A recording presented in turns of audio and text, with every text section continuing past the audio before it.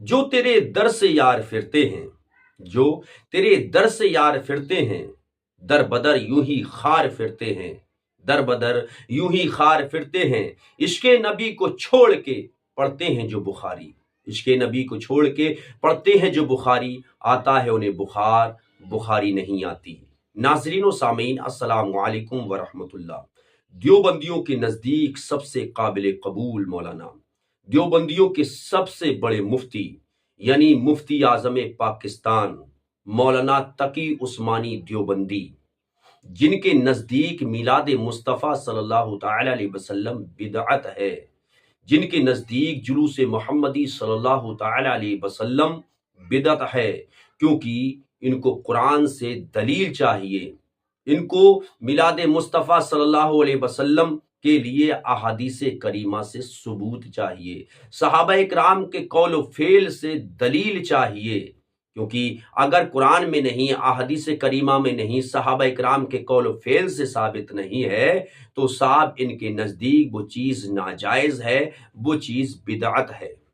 लेकिन यही मुफ्ती आज़म देवबंद मौलाना तकी उस्मानी देवबंदी जब दौरे पर जाते हैं तो इनके चाहने वाले, इनके मत वाले इनसे वो काम करवा लेते हैं जिसके लिए अहादीस करीमा में मुताबातिर सरकार सल्लल्लाहु ताला अलैहि वसल्लम ने वईदें फरमाई हैं और मना फरमाया है, जिसको शरीयत मुस्तफ़ा में हराम करार दिया गया है।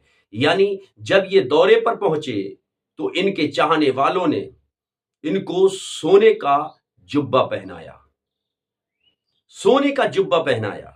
अंदाजा कीजिएगा, इस्लाम के अंदर मर्दों के लिए एक सोने की अंगूठी भी पहनना हराम है, सोने की किसी भी चीज को, सोने के किसी भी जेवर को पहनना हराम है। मर्द के लिए सिर्फ चांदी की अंगूठी की इजाजत है, उसका भी वजन मुकर्रर किया गया है।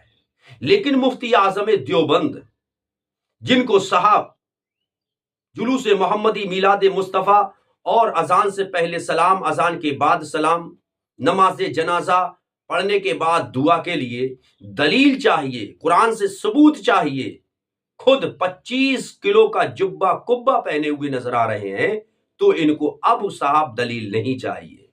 अब तो इन्होंने सोना भी जायज करार दे दिया, इन्होंने ये बात को अपने मानने वालों को बतला दिया कि शरीयत हमारे नजदीक कोई माने नहीं रखती, क्योंकि जो हम कहेंगे वही कानून है, वही शरीयत है। आप अंदाजा लगाइएगा, शरीयत मुस्तफा में मर्द के लिए सोना हराम है, हराम है, हराम है। लेकिन 25 किलो का जुब्बा जब वजन सहन ना कर सका, जब वजन जिस्म पर ज्यादा हो गया, उसका बोझ ना सह सके, तो साहब किस तरीके से दांत दिखा करके अपने चाहने वालों, अपने शागिर्दों का सहारा लेकर के आगे बढ़ रहे हैं। चेहरे पर जरा भी शिकन नहीं, चेहरे पर एहसास बिल्कुल नहीं है कि मेरे चाहने वाले मुझसे वो काम करवा रहे हैं जो शरीयत मुस्तफ़ा के खिलाफ है, जो फरामीन मुस्तफ़ा के खिलाफ, अहादीस करीमा के खिलाफ, बल्कि खुशी मना रहे हैं, झूमते जा रहे हैं, मुस्कुराते हुए जा रहे हैं। क्या यही है मुफ्ती आजम का किरदार? क्या यही है मुफ्ती आजम देवबंद का इल्म? क्या यही पड़ा है?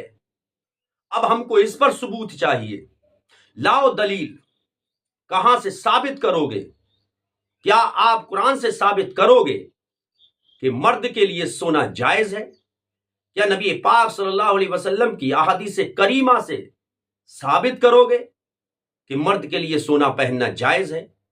क्या आप सहाबा इकराम के कौल व फेल से साबित करोगे कि चाहने वाले, चाहे वो शागिर्द हो या मुरीदीन हो या दीगर शहदा हो, उनके इसरार पर, उनके कहने पर, उनके दबाव पर आप सोने का इस्तेमाल करेंगे, वो भी साहब ग्राम 2 ग्राम नहीं, 25-25 किलो का?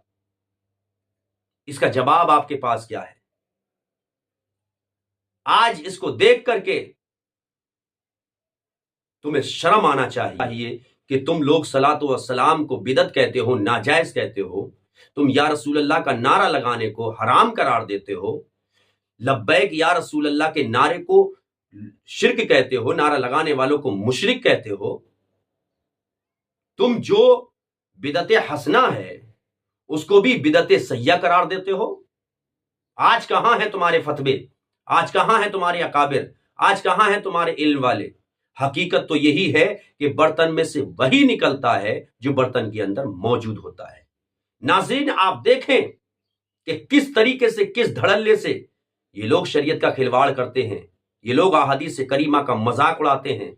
ابھی آپ نے دیکھا ہوگا 2-1 دن پہلے انہی کے بڑے مفتی طارق مسعود، جنہوں نے قرآن کی توہین کی، جنہوں نے نبی پاک صلی اللہ علیہ وسلم کی شان میں گستاخی کی اور صاف صفائی دیتے پھر رہے ہیں، اور نہ جانے کتنے میڈکوں کی طرح کودتے پھدکتے پھر رہے ہیں اور صاف وضاحتی بیان دیتے پھر رہے ہیں۔ میں تمام اہل سنت والجماعت کے نوجوانوں سے، بزرگوں سے، ماں بہن بیٹیوں سے اپیل کروں گا کہ ان دجالوں سے بچنے کی کوشش کریں۔